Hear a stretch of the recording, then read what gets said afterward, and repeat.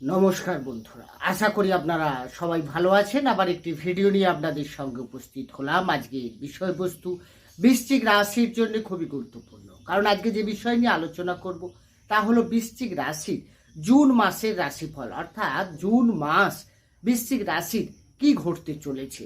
বন্ধুরা, বৃশ্চিক রাশি জাতক জাতিকা বহু রয়েছে, তো প্রশ্ন এক একজনের এক এক রকম থাকবে। কারো শিক্ষা নিয়ে, কারো স্বাস্থ্য নিয়ে, কারো প্রেম ভালোবাসা, কারো বিবাহিত জীবন, কারো ভাগ্য, কারো কেরিয়ার, কারো বিজনেস, এই সমস্ত বিষয় নিয়ে, এই সমস্ত প্রশ্ন নিয়ে আমি এই ভিডিওর মাধ্যমে আলোচনা করব বন্ধুরা।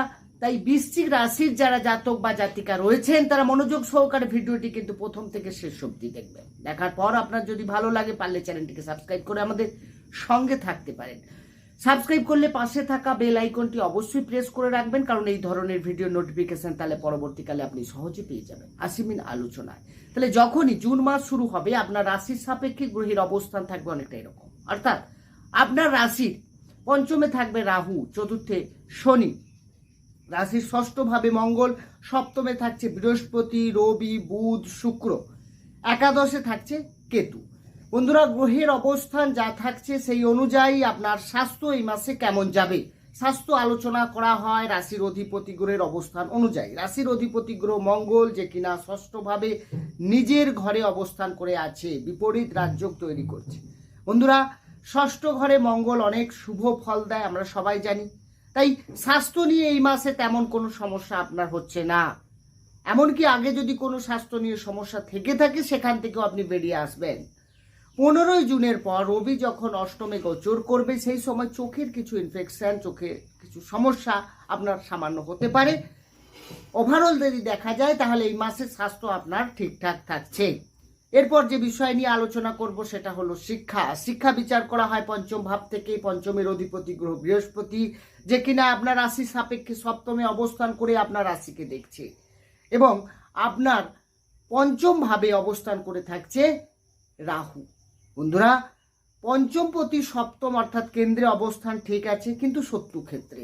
মানে আপনি চাইবেন, আপনি নিজে থেকে চাইবেন পড়াশুনো এগিয়ে নিয়ে যাওয়ার, কোনো ভালো কিছু করার, নতুন করে কোনো ডিসিশন নেওয়ার, কিন্তু সেই সিদ্ধান্তটা মনের মতো ঠিক হবে না। কোথাও না কোথাও গিয়ে কিছুটা কমি থাকবে। এছাড়া আপনার রাশির পঞ্চম ভাবে যেহেতু রাহু অবস্থান করে থাকছে, তাই পঞ্চমে রাহু মানেই আপনার পড়াশুনোর ক্ষেত্রে যারা বিদ্যার্থী রয়েছেন তাদের মনকে কিন্তু ভ্রমিত করতে পারে, মন ডাইভার্ট হতে পারে বিভিন্ন প্রেম ভালোবাসা, সোশ্যাল মিডিয়া। তো এইগুলোতে আপনার পড়াশুনোর ক্ষেত্রে কিছুটা তো বাধা থাকছেই, বা ভুল দিকে কারো প্রভাবিত হয়ে কারো কথায় আপনি প্ররোচিত হতে পারেন। তো বন্ধুরা, এই সময়টা আপনাকে অবশ্যই সাবধান, লক্ষ্য স্থির রাখতে হবে এবং পড়াশুনোকে আরও মনোযোগী হতে হবে। এই মন ডাইভার্ট হওয়াটা আপনার ক্ষেত্রে কিন্তু শিক্ষার ক্ষেত্রে বাধা। আপনি অ্যাডমিশন এক্সাম থাকলে আপনাকে একটু বেশি খাটতে হবে, আপনাকে সেটাকে ওভারকাম করতে হবে।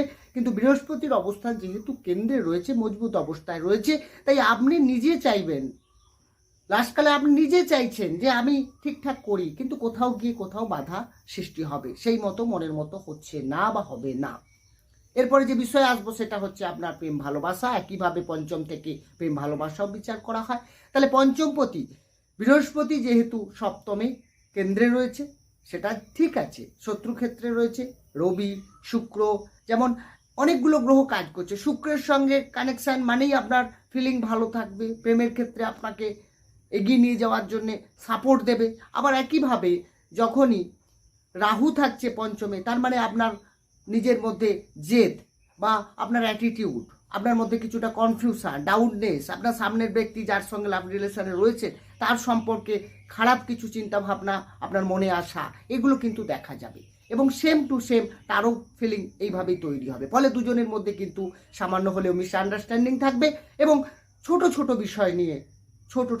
বিষয় নিয়ে আর্গুমেন্ট হবে, এবং যাতে প্রেমের ক্ষেত্রে বাধা সৃষ্টি হবে। এরপরে যে বিষয় আসবো সেটা হচ্ছে আপনার বিবাহিত জীবন। বিবাহিত জীবন বিচার করা হয় সপ্তম ভাব থেকে। সপ্তমের অধিপতি গ্রহকে না, সপ্তমের অধিপতি গ্রহ হচ্ছে শুক্র, যে কিনা স্বয়ং সপ্তমী অবস্থান করে থাকছে 12ই জুন পর্যন্ত। 12ই জুনের পর সে কিন্তু অষ্টম ভাবে গোচর করে যাবে। তাহলে অষ্টম ভাব আমাদের কুণ্ডলীর শুভ না। তাহলে 12ই জুন পর্যন্ত শুক্রের অবস্থান ঠিক আছে, কেন্দ্রে আছে, তো বিবাহিত জীবন আপনার অনেক ভালো হবে। এবং এই সময় আপনারা দুজনে মিলে কোনো ডিসিশন নিতে পারেন। এই সময় আপনি যদি কোনো আগে কোনো সমস্যা থেকে থাকে, ভুল বোঝাবুঝি থেকে থাকে, সেটা থেকে বেরিয়ে এসে দুজনের মধ্যে কিন্তু ভালো বন্ডিং ভালো হবে।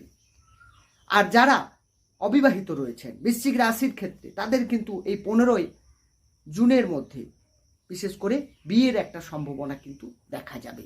তবে 12ই জুনের পর শুক্র যখন অষ্টমে গোচর করে যাবে, তখন কিন্তু আপনার লাইফ পার্টনারের সঙ্গে ছোটোখাটো বিষয় নিয়ে মিসআন্ডারস্ট্যান্ডিং তো হবে। তাছাড়া আপনার দেখবেন লাইফ পার্টনারের হেলথের কিছু সমস্যা, শারীরিক কোনো অসুস্থতা সম্ভাবনাও কিন্তু বাড়বে।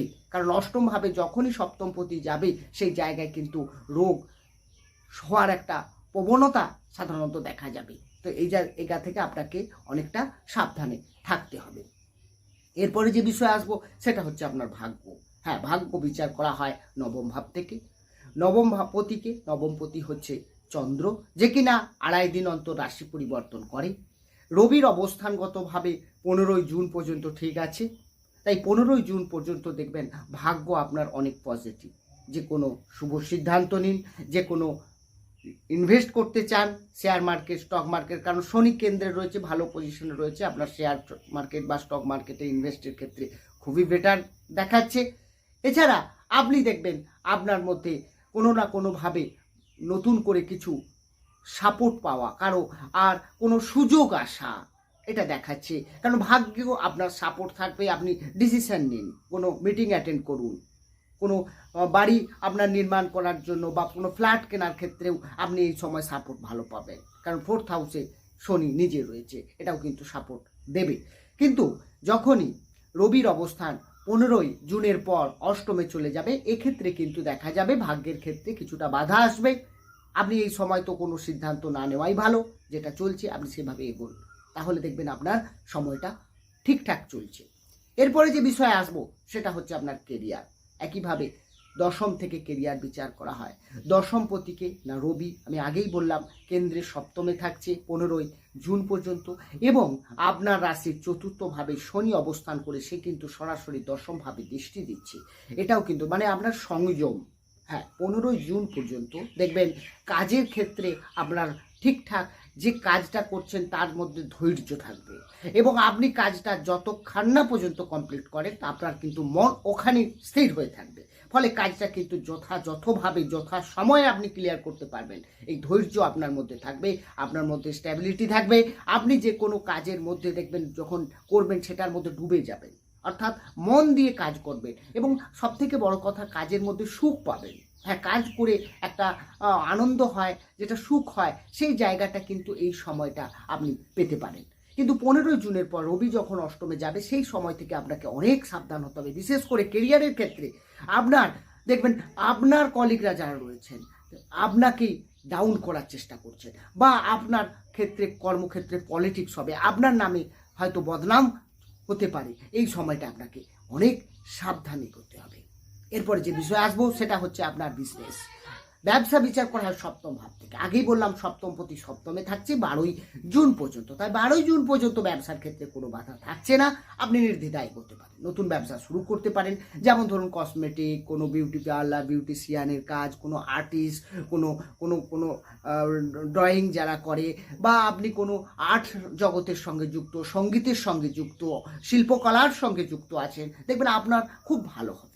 আপনার কমিউনিকেশনের সঙ্গে যুক্ত আছে, বুধ যুক্ত আছে, তার মানে এই জায়গাগুলো। আবার বৃহস্পতি যারা টিচিংয়ে লাইনে রয়েছেন, স্বনিযুক্তি পেশা, উকিল, ডাক্তার, এদের ক্ষেত্রেও কিন্তু আমরা খুব দেখাচ্ছে, ভালো দেখাচ্ছে। কিন্তু যখনই 12ই জুনের পর শুক্র অষ্টমে চলে যাবে, তখন কিন্তু বিজনেসের ক্ষেত্রে কিছুটা চাপ আসবে, আপনাকে ধৈর্য রাখতে হবে।